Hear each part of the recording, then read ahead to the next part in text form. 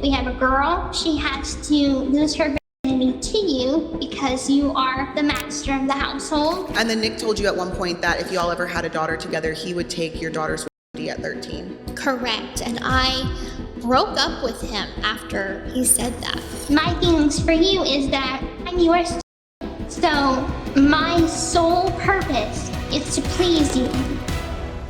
You guys, I did not expect to be talking about Gypsy Rose's absolutely insane, disturbing fantasies today. Like, this was not on my bingo card. A really old video of Gypsy Rose Blanchard is going viral again. And when I say disturbing, I don't mean awkward or misunderstood or out of context. I mean people are replaying it like, wait, did she really just say that out loud? Because in this video, Gypsy is openly describing sexual fantasies involving her boyfriend and a future daughter. We all know the history. Yes, Gypsy was abused. Yes, DD controlled her entire life. And yes, medical abuse. But this video, this felt different. So let me explain. This video is from September 27th, 2013, almost 2 years before Dee Dee was even killed. Gypsy was around 21 years old at the time, and in the video, she's not even calling herself Gypsy. She's using a persona named Diona. She records a 1-year anniversary message to Nicholas Godejohn, and she refers to him as her vampire master. But it gets worse. She pledges herself to him as his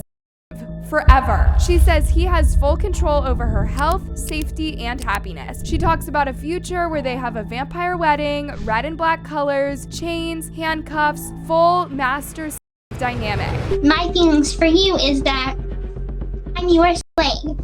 So my sole purpose is to please you. Then the video takes a turn that made a lot of people physically sick. Gypsy starts talking about a hypothetical daughter. She says that if they have a girl, that child would have to lose her virginity to Nick, the master. She says she would explain this to the girl around age 13. If we have a girl, the way it has to be is if we have a girl, she has to lose her virginity to you because you are the master of the household. Like when she's 7, I won't explain that, but around 13, I'll explain. And she keeps going. She talks about offering her own blood to him whenever he needs to feed. It's all extreme devotion language, grooming language, ownership language. And what's chilling is not just what she says, it's how she says it. There's neither fear nor hesitation. I'll give you my neck anytime you need. It is always yours, just as I am always yours. So. And then people went quiet because fast forward to now, Gypsy has a daughter and her name is Aurora. And what's wild is that Gypsy had already said back then that she would name her daughter Aurora if she ever had one. Now, obviously not with Nick. Her daughter Aurora Raina Urker was born on December 28th, 2024, exactly 1 year after Gypsy was released from prison. She shares her daughter with Ken Urker, her boyfriend and former fiance, and publicly the story is that they chose the name Aurora because they both loved the Northern Lights, the Aurora Borealis, and they'd both written the name down years ago. Now at this point, you can understand why the conversation around Gypsy would shift, right? Because for a long time, Nicholas Godejohn was painted as the villain. But after these videos resurfaced, a lot of people are saying, actually, maybe Gypsy played a much bigger role than we were told, especially when you look at Nicholas's jail calls with producer Sophie Cunningham from the Gypsy Revenge documentary. Nick repeatedly says that he is being portrayed as something he is not. He talks about being shackled more than other inmates, belly chains, extra escorts. He claims his 14th Amendment rights and ADA protections were violated because of his autism. Americans that have disabilities and such, due to that act, they also get certain rights while they're incarcerated. They overruled my suppression hearing. They were violating my rights. They were violating those rights as well. Due to that level of autism I have, they have no choice.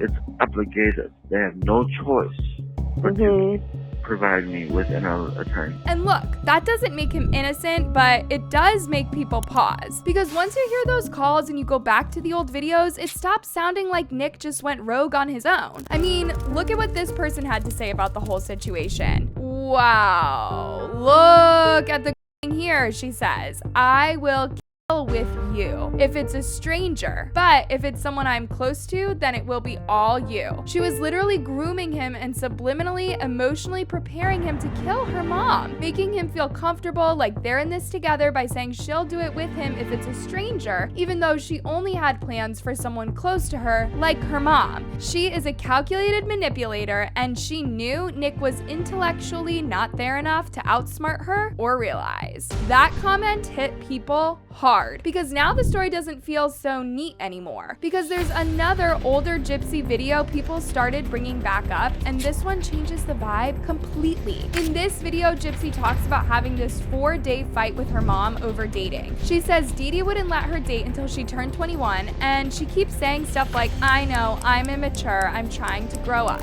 And that alone already feels different from the version of Gypsy we later heard about. I know I'm immature, but that doesn't mean that I can't learn. It just takes time. She goes on to talk about how she sees herself as disabled. She says she can't walk properly, can't drive, can't cook, can't shop alone. She says she feels unworthy of Nick, all because of her medical problems. And I can't freaking cook. I don't know how to be the wife you need. I don't know how to be the woman that you need. But then the conversation randomly shifts to money. She starts talking about needing a nest egg, about wanting a car, a house, about how money doesn't just appear. She literally says money doesn't grow on trees. Well, it's cotton. I need money, and money doesn't grow on trees. Technically, maybe it does because it's cotton, but anyway. So you understand saving, planning, future costs, because later on we're told she doesn't understand bills or how money worked. Both things can't be true at the same time. And here's another thing people noticed once they slowed these videos down. The file dates showed Gypsy was around 21 or 23 in some of these clips, but at the same time she was telling Nick she was 18.